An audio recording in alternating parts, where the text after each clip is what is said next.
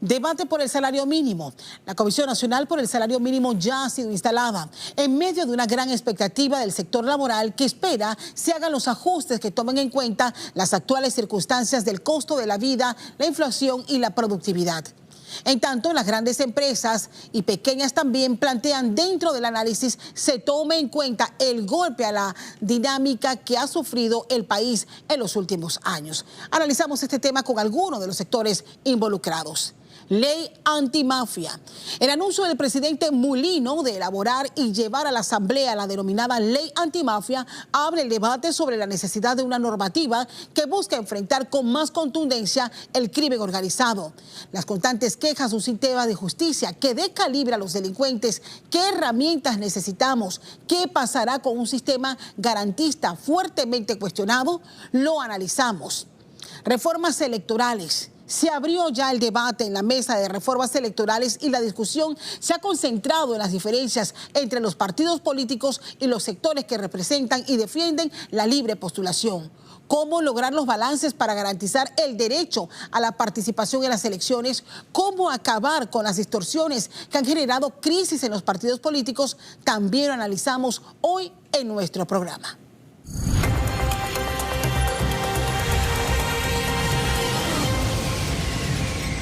Reiteramos los buenos días y gracias por acompañarnos en este radar de hoy, domingo 23 de noviembre. Estamos listos para arrancar con nuestro primer bloque al que hemos denominado el debate por el salario mínimo. Y es que cada 2 años las partes se reúnen para ponerse de acuerdo.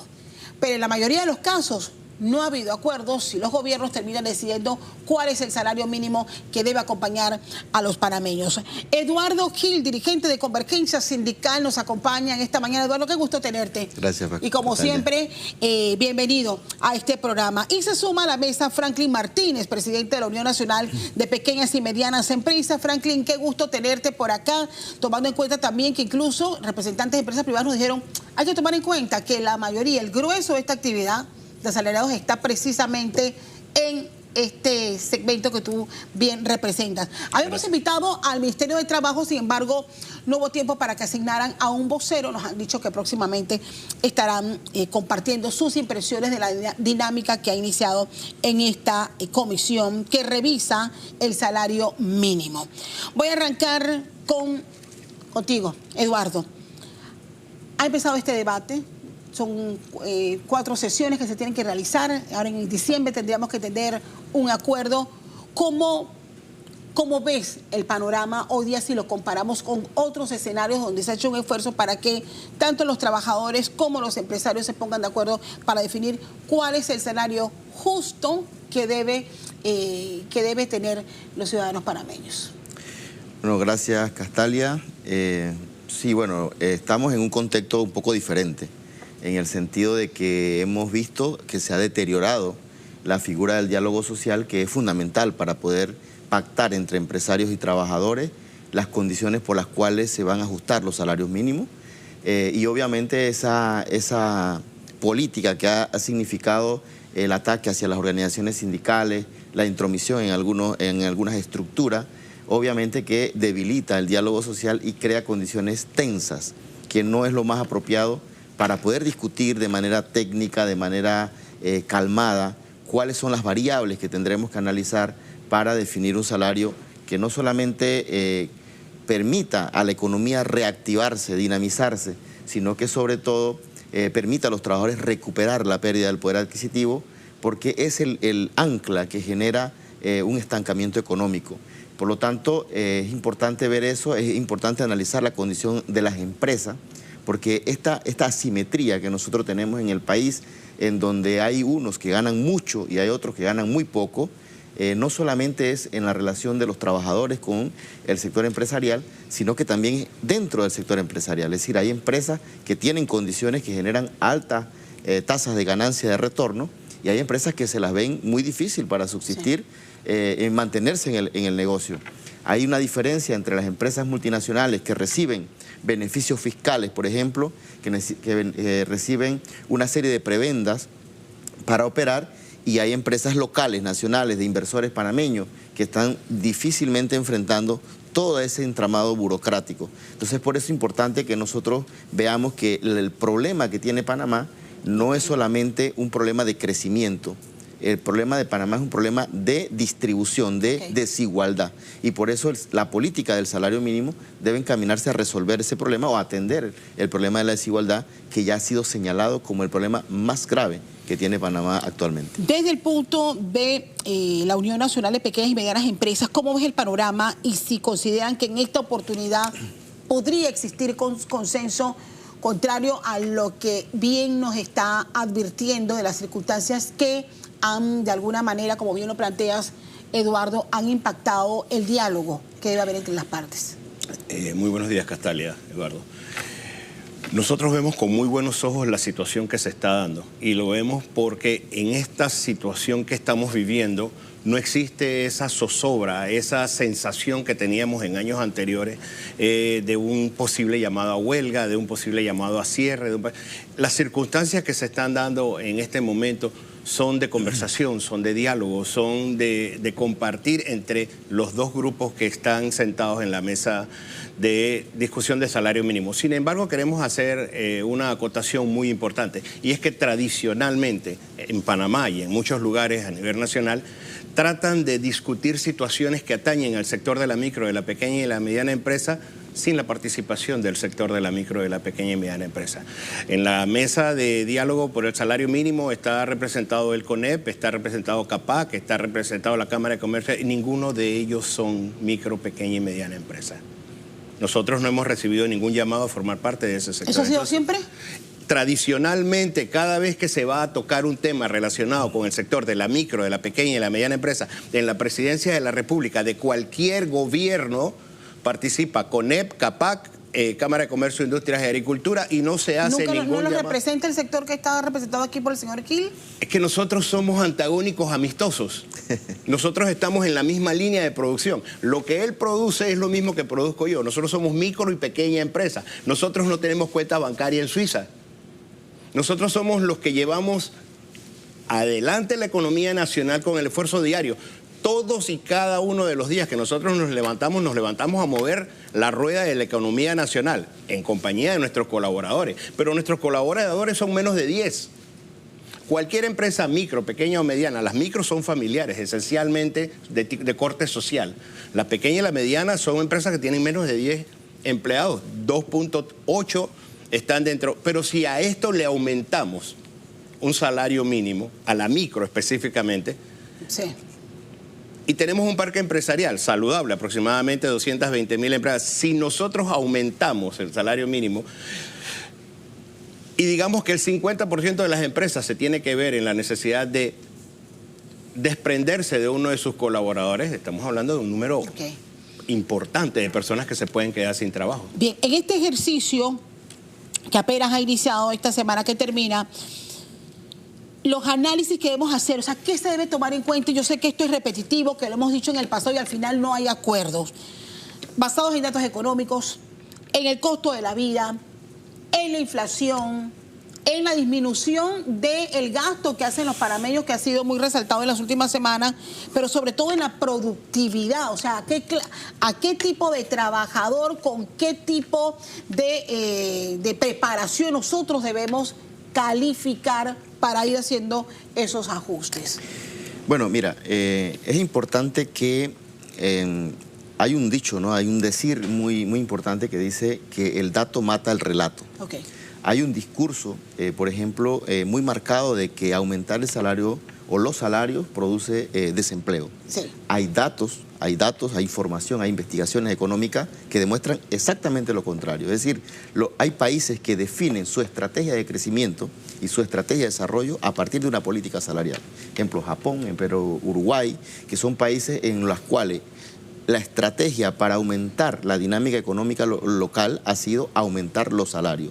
Y eso obviamente genera una demanda interna, genera una dinámica económica positiva y genera un incremento del empleo. Y esto lo puedo decir con datos nacionales. Los mayores ajustes de salario mínimo se dieron durante los años 2011, que fue entre 15 y 18%, y el 2013, que fueron entre 13 y 15%. Durante ese periodo, el siguiente año después del ajuste, el desempleo descendió. Es decir, que produjo un efecto positivo el aumento del salario mínimo. Por otro lado, el tema de la productividad. Se habla mucho de que hay que incorporar la productividad en el análisis de los salarios. Sí, efectivamente. Nosotros creemos que en una política general de salarios. Sin embargo, en el último periodo, la productividad ha crecido el 21% en el último periodo de análisis, 21%, que es menos de 5 años el último periodo de análisis, 21%. Y cuando vemos los salarios, creció 1% en el 2019, sí. Casi que nulo en el año 2021, no, casi que no hubo aumento, y entre 4 y 6% en el 2023, para aplicarse en el 2023. Entonces, la productividad incrementó, es decir, el rendimiento de la inversión aumentó, pero eso no traspasó. El incremento de la productividad debe ser distribuido de la manera más equitativa posible entre los productores, que son tanto los empresarios como los trabajadores, y no se está generando. Esto genera una distorsión en la economía, una asimetría y un crecimiento atrofiado en el manejo económico, y por lo tanto va generando una serie de arrastres de problemas sociales, incremento de esa gente que no alcanza justamente a cubrir sus necesidades fundamentales a través del salario. Ahora bien, ¿cómo hacemos el balance tomando en cuenta que para los trabajadores es importante que se tome en cuenta, en consideración en este análisis, el costo de la vida y la inflación?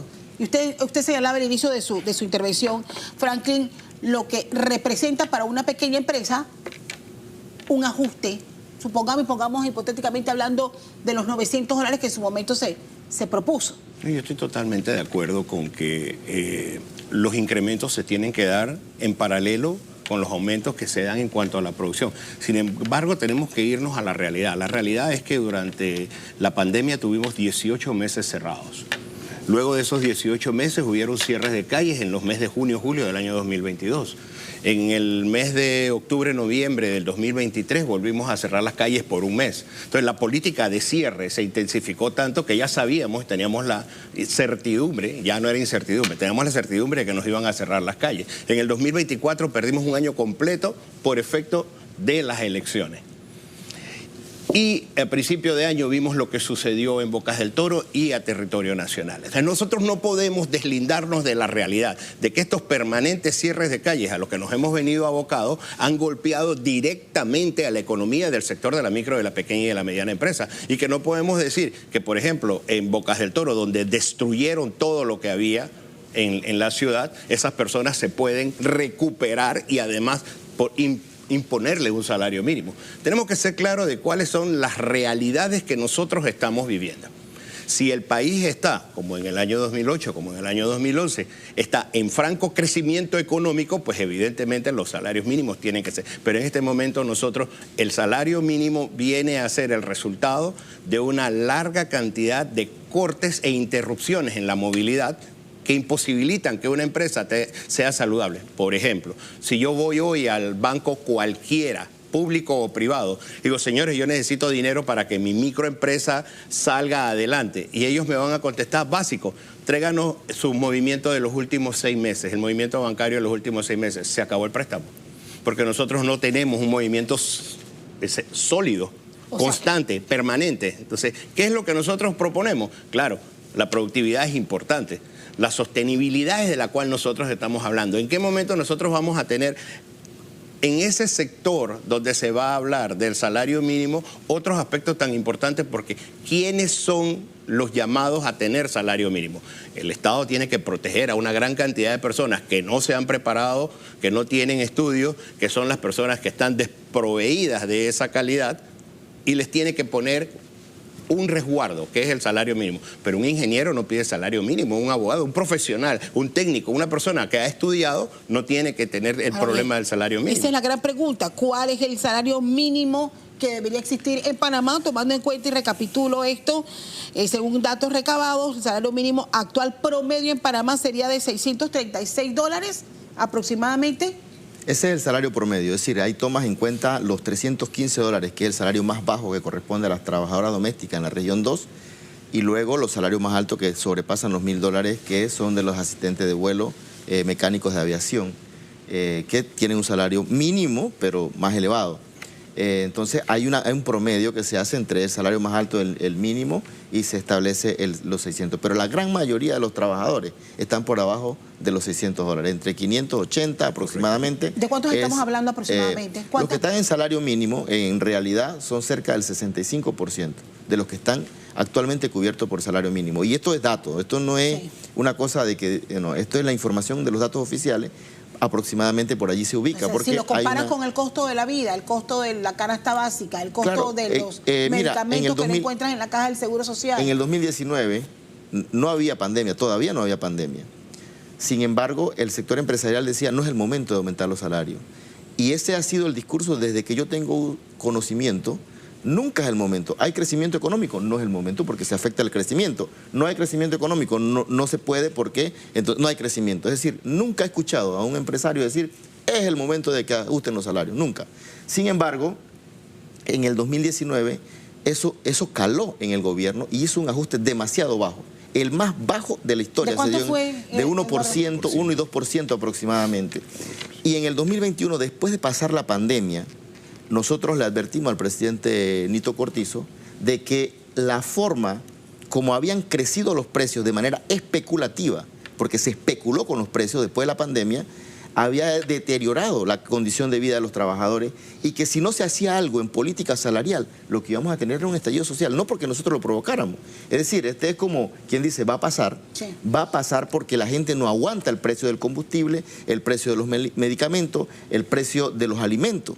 Y la gente reventó. El cierre del 2022 no fue porque alguien decidió, bueno, vamos a cerrar el país. No, es porque se veía venir que la gente no estaba resistiendo el aumento de los precios especulativamente.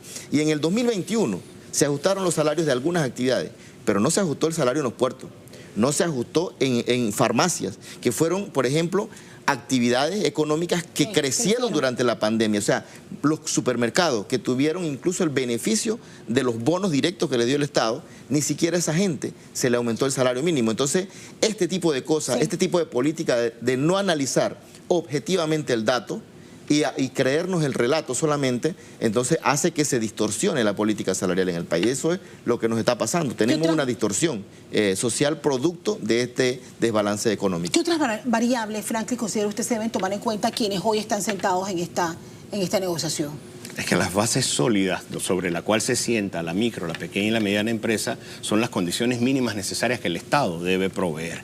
De ahí los derechos solidarios, el derecho al desarrollo fundamentalmente. Nosotros debemos tener dentro del país al menos la capacidad de tener capacitación.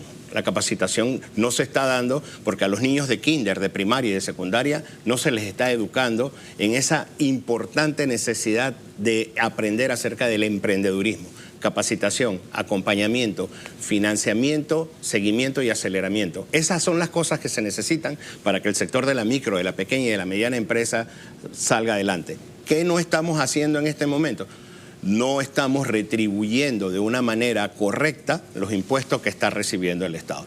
Porque si yo tengo que gastar en una educación privada para que mi hijo tenga una educación de calidad, entonces yo estoy disminuyendo mis ingresos. Si yo tengo que gastar en salud privada para que mi familia tenga una mejor atención, yo estoy disminuyendo mis ingresos. Si yo tengo que reparar mi auto permanentemente porque la infraestructura, llámese calle, no está siendo reparada adecuadamente, yo estoy. Entonces, el salario mínimo no solamente lo compone lo que gana la persona, sino lo que gasta. ¿Y en qué estamos gastando más de lo que estamos recibiendo? En estas cosas fundamentales, salud, educación, infraestructura, que es lo básico que se pide de que el Estado. Entonces, ¿qué es lo que pedimos? Que el Estado dé el mínimo necesario, las condiciones mínimas necesarias para que mi arte u oficio sea sostenible. Lo más importante y lo que reitero, en este fin de año no vemos, al final de la luz, no vemos un cierre de calle. Y eso ha despertado una gran cantidad de emociones positivas en el comercio. Ya están contratando a las niñas que forran los regalos,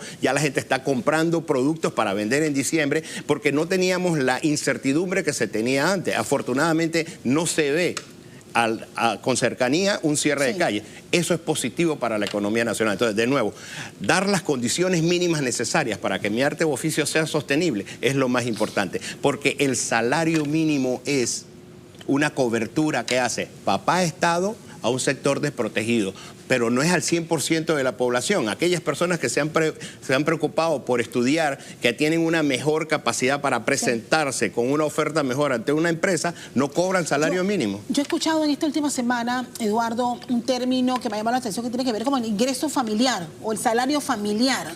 O sea, tú mencionas que es necesario establecer en Panamá una política de Estado salarial. ¿Qué cosas involucra eso y si tiene que ver justamente con esta inquietud que te acabo de plantear sobre cuando se empieza a esbozar términos como cuál debe ser el salario familiar? Bueno, mira, el primer salario mínimo se fijó en 1959, 40 centavos por hora era el salario. Pero si uno viaja en el tiempo y pudiera viajar en el tiempo y se calcula cuánto compraba ese trabajador con esos 40 centavos, uno se da cuenta de que ganaba más, mucho más de lo que hoy muchos trabajadores del salario mínimo ganan. Es decir, ¿por qué? Porque aunque tengan un salario más elevado, no alcanzan a comprar los productos esenciales que se compraban en ese momento con un salario de 40 centavos. Entonces, aquí en Panamá hace falta, y se ha planteado desde hace mucho tiempo, un cálculo real de cuánto cuesta vivir, cuánto cuesta el transporte, cuánto cuestan los alquileres de vivienda o la compra de vivienda. Mire, en una discusión en Chiriquí del salario mínimo, casualmente decía alguien de la Cámara de la Construcción, bueno, vamos a tener que hacer casas más chiquitas porque el salario se ha achicado. Es decir, no se trata de achicar las casas, se trata de crear una política para que la gente viva dignamente. Entonces, justamente nosotros estamos planteando de que hay que hacer un cálculo de cuánto es lo que cuesta realmente para una familia vivir dignamente. Los gobiernos, los distintos gobiernos, el ministro Carle se comprometió en el 2015 con crear este indicador y no se ha creado. ¿Por qué? Porque no se quiere demostrar cuánto necesita una familia panameña para vivir dignamente. Todavía no existe ese indicador. Nosotros lo calculamos o lo proyectamos en función de los datos oficiales que se proyectan, en función de la variación de los precios de servicios y productos esenciales. Pero debe haber un indicador oficial que nos marque cuál debe ser el nivel de salario para que los trabajadores y las trabajadoras y su familia, porque la Constitución eso es lo que dice, debe cubrir las necesidades fundamentales. Claro. Y unificarlo a nivel nacional, tomando en cuenta que los salarios son distintos por regiones y por... Sí, es que mira, esta distorsión se incrementó a partir del año 2009, 2010, cuando se hace el ajuste del 2009, se dispararon las distorsiones en los salarios. En la pequeña empresa, por ejemplo, antes, entre una gran empresa y una pequeña empresa, había una diferencia, siempre ha habido una diferencia. Pero si nosotros medimos una diferencia de 7 centavos por hora, por ejemplo, a una diferencia de 40 centavos, ¿qué lo justifica? ¿Cuál es el dato técnico que se analizó para determinar esa variación? Y si lo hacemos en actividades económicas también, hay actividades, la misma actividad económica, que depende de si la empresa se instala en la región 1 o si se la instala en la región 2, tiene una variación impresionante de salario solamente por la ubicación de la empresa. Y no estamos hablando de empresas que tengan su comercio local, son empresas incluso que hacen exportación, pero que se ubican en la región 2 para pagar un salario más bajo. Unificarlo, ¿cómo lo verían ustedes? Que es otro de los temas que ha llegado tempranamente a la mesa que apenas acaba de sentarse. Nosotros debemos tener un salario mínimo que cumpla con la realidad que el Estado y que el país tiene. Lo que pasa es que cotidianamente, y antes de que empezara el programa estábamos conversando fuera de cámaras de que tradicionalmente se sientan los dos sectores, no llegan a acuerdo y el Estado ya tiene un número. Eso es pernicioso que la población tenga esa sensación. Nosotros debemos poder entender que de la conversación de un sector y de otro va a haber un acuerdo. Y si nosotros ya llegamos a la percepción de que no importa cuántas reuniones tengan, ya la decisión se tomó, estamos manejando por lugares muy escabrosos. El sector de la micro, de la pequeña y la mediana empresa necesita, como lo he dicho en reiteradas ocasiones, tener las condiciones mínimas necesarias para poder desarrollar su arte o su oficio en condiciones de sostenibilidad. Pero el colaborador también tiene que tener una vida digna. Y esa vida digna tiene que ser el resultado de su producción dentro, porque yo no voy a contratar a alguien que no me produce. Yo no voy a tener a nadie trabajando conmigo que me cuesta un salario mínimo y que me produce menos de lo que es el salario mínimo. Entonces, ¿qué es lo que tenemos que hacer? Tenemos que empezar por entender que el salario mínimo, primero que nada, no abarca al 100% de la población. Es un sector específico de la población al que el Estado, papá, protege. Este Estado paternalista que lo protege y dice, ¿por qué tú cobras salario mínimo? Porque no eres profesional, porque no tuviste las condiciones mínimas necesarias para ir a la escuela, porque no eres técnico, porque no aportas a la empresa nada más allá que tu trabajo físico. Debemos capacitarnos como personas, debemos tener la oportunidad de cada día, cualquier panameño, ir a la escuela y tener una mejor capacitación. ¿Y ese diagnóstico no se hace en estas discusiones? O sea, porque yo me imagino, porque hay que estar pendiente de lo que allí se debate, porque yo estoy segura que estas corridas en base al costo de la vida, a la inflación se ha hecho, pero al final, como bien lo plantea Franklin, terminan los gobiernos definiendo cuántos. Cuando se hacen estas negociaciones, y yo sé que usted ha tenido la oportunidad de estar en esta mesa, ahí no se hace un diagnóstico final y decir, caramba, es que la productividad de nuestros trabajadores se estancó.